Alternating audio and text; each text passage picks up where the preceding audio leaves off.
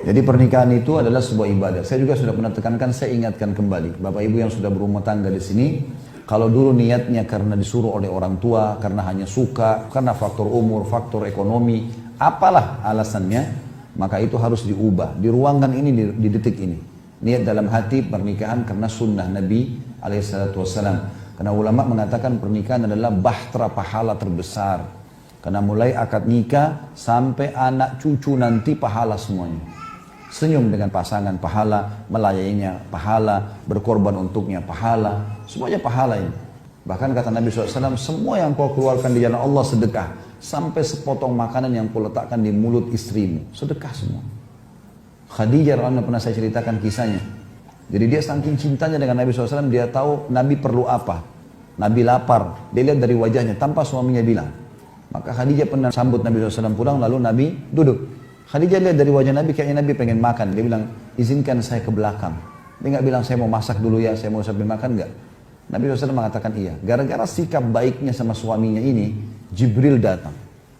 Lalu berkata, hai Muhammad, sebentar lagi istrimu Khadijah akan bawakan makanan favoritmu nih. Dia tahu kau lapar, dia bawakan. Karena sikap itu, melayani suami saja, sampaikan salamnya Allah kepada dia. Dan sampaikan salamku kepada dia, Jibril. Dan sampaikan berita gembira, gara-gara sikap perbuatannya ini melayani suami dengan baik, dia akan mendapatkan istana yang terbuat dari intan rongga yang tidak ada suara berisik sama sekali di surga nanti. Jadi semuanya pahala. Tapi kalau diniatkan karena Allah Subhanahu wa Ta'ala, bukan karena suka saja. Kalau suka, kapan apa yang membuat kita suka pasangan? Misalnya kita suka paras wajahnya, kita suka matanya, kulitnya kah, rambutnya kah, apa saja. Kapan itu hilang?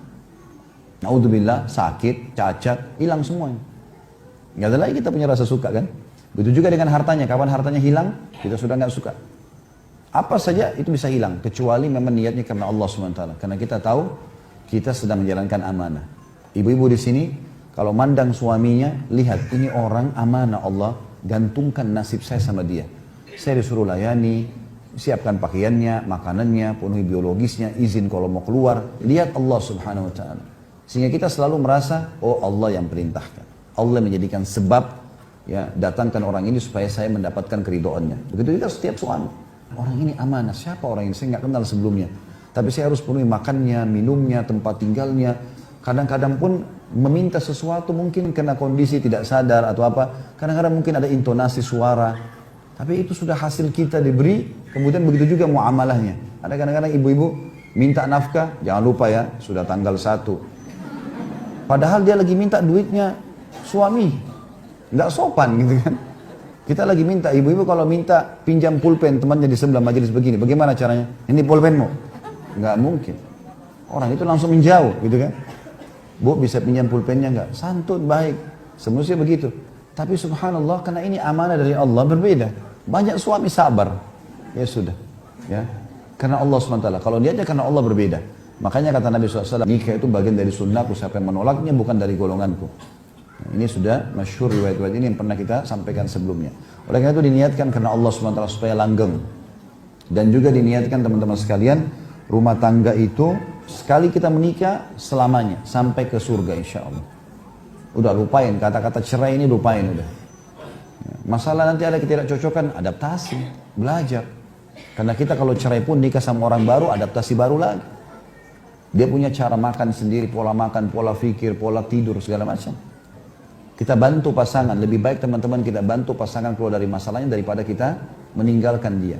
Sampai kepada masalah besar pun ya, misal pasangan kita sedang diganggu oleh lawan jenis. Ibu-ibu dapat suaminya sedang diganggu oleh wanita lain. Atau bapak-bapak mendapatkan istri diganggu oleh laki-laki lain. Na'udzubillah, mudah-mudahan tidak terjadi. Tapi kalau terjadi, bapak ibu punya dua opsi. Opsi yang pertama marah, udah pilih saya atau dia. Akhirnya pasangan kita bingung. Bisa saja pilih orang yang selingkuhannya ini atau dia pilih kita kan? Kalau menurut saya ini tidak efektif. Ada cara yang kedua. Rangkul pasangan kita supaya dia bisa berubah, tinggalkan itu.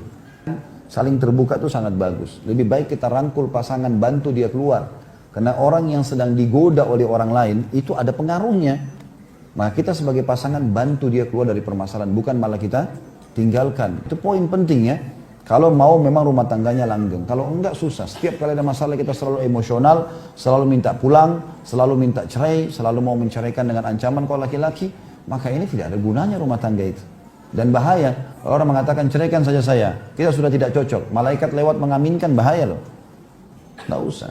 Semoga Allah berikan hidayah kepadamu, semoga Allah mudahkan kau jadi baik, semoga begini dan seterusnya. Itu bagus ya. Pernikahan merupakan batin, hubungan batin yang hakiki. Maknanya, yang saya pernah bilang, semua rasa suka kita, begitu sudah akad nikah, limpahkan kepada pasangan halal. Tidak usah ada was-was syaitan. Nanti kalau saya terlalu cinta sama dia, terus cerai nanti masalah. Tidak usah pikir cerai dulu. Itu hubungan batin yang hakiki. Kemudian cinta yang penuh dengan kejujuran. Yang betul-betul semua yang berhubungan dengan masalah cinta, saya ingin lampiaskan pada pasangan halal.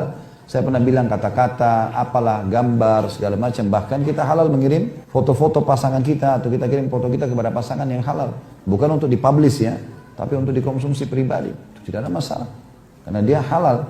Kemudian kerjasama dalam kehidupan yang penuh ruh kebersamaan. Melibatkan pasangan dalam setiap lini kehidupannya. Ya, berdiskusi, berdialog, ini semua masuk dalamnya. Tapi ini dikatakan ada ruh kebersamaan. Bukan begitu suaminya ibu bilang, saya kayaknya terlilit utang nih, usaha saya bangkrut. Nah itu karena nafkahnya kurang. Ini jadi masalah ini. Kita bukan berikan solusi. Nggak boleh. Istri kita misalnya berkeluh, kayaknya di rumah ini butuh pembantu. Karena kalau saya sendiri urus 3 anak, cuci, nggak sempat nih. Ah memang dasar kok males. Nggak boleh. Memang dia butuh pembantu, kasih. Kenapa enggak? Ada ruh kebersamaan. Kita kerjasama. Dan teman-teman tidak akan muncul ini hubungan batin yang hakiki, cinta yang penuh kasih sayang, kalau masih ada sifat bakhil dan perhitungan sama pasangan.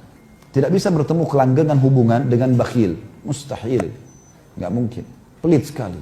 Perhitungan sekali. Makanya tidak boleh ada.